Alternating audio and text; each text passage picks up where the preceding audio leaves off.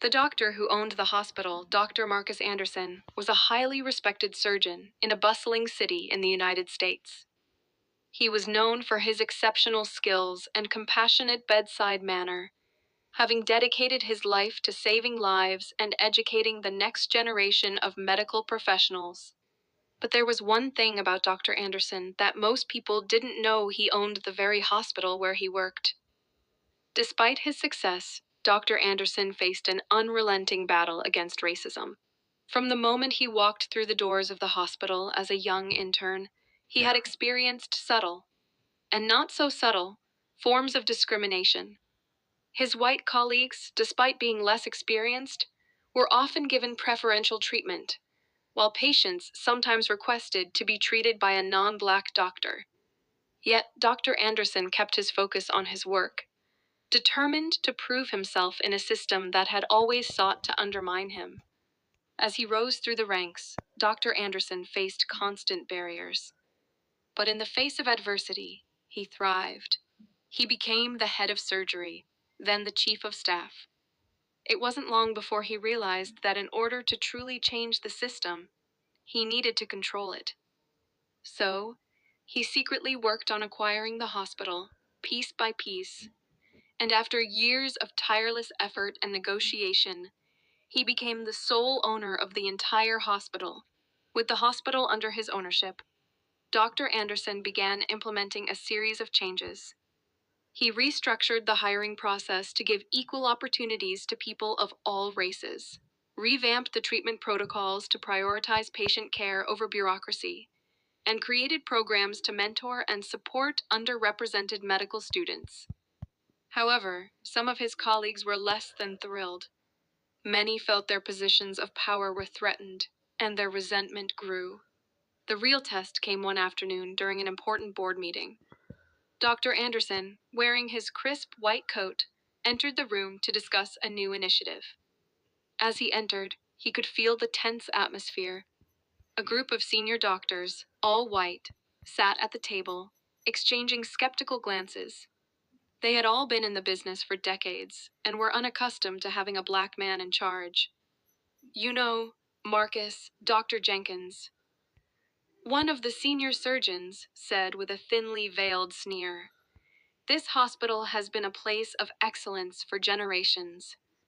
I'm not sure how you plan to keep it that way." Dr. Anderson's gaze remained steady. "I plan to keep it going by making it better, by ensuring it reflects the true values of equality and excellence." A silence fell over the room.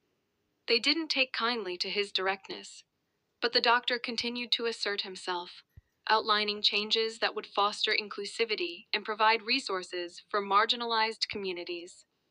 The board members' faces grew redder, their discomfort palpable. Finally, one of the doctors, Dr. Spencer, could no longer hold back. "I don't think the hospital should be run this way," Dr. Spencer said. "And frankly, I'm not sure we're comfortable with the direction you're taking." Dr. Anderson leaned forward, looking each of them in the eye. "Let me be clear. This is my hospital. I own it. I run it. And if you want to continue being part of it, you'll have to align with the vision. If not, I'm happy to help you find somewhere else." The room grew colder as the realization set in. For the first time, Dr. Anderson had complete control not just over his patients, but over the fate of the people who had once treated him as less than. The board members froze. They had underestimated him, not knowing that the very man they had dismissed as an exception had, in fact, risen to the top because of his unmatched intellect, drive, and ambition. They had not known that, as a black man in a predominantly white field, Dr. Anderson had learned to endure slights, injustices, and microaggressions to create a place where his voice mattered. Now that voice could not be ignored. Over the next few months, Dr. Anderson's changes began to take effect. More minority doctors and nurses were hired. The hospital's policies became more patient-centric, and staff were trained in cultural competence.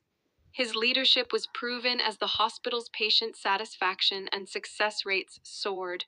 and even the skeptics had to admit that his methods were working. The community responded too. Dr. Anderson became a beacon of hope for many, proving that perseverance, intelligence, and vision could overcome even the most ingrained biases. His story inspired countless other Black medical professionals, showing them that they, too, could not only survive, but thrive in an environment that had often been hostile toward them. Dr. Anderson's hospital was no longer just a place for treatment. It became a symbol of change, a reminder that ownership and leadership could be claimed by anyone, regardless of their race, as long as they had the courage to fight for it.